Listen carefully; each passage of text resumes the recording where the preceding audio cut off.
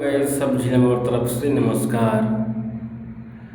आज के मैं छोटे से मिनी ब्लॉग वीडियो में दिखाना चाहत हूँ कि कहूँ बैठे हूँ मैं कि ये हरे टंकी अंदर में बैठे हूँ मैं फायर गार्ड के अकेला हो संगवारी हो। तो जिन संगवारी ले मैं मंगाया हूँ सीमेंट अंदर बैठे हूँ मैं देख सकते है दे नीचे में बैठे हुए हैं दे पानी देखा पानी भरे हैं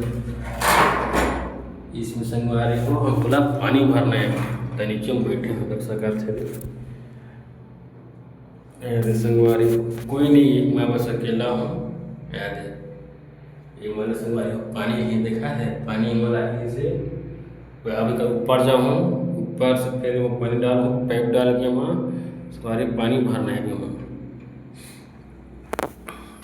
संगवारी बाय बाय नमस्कार।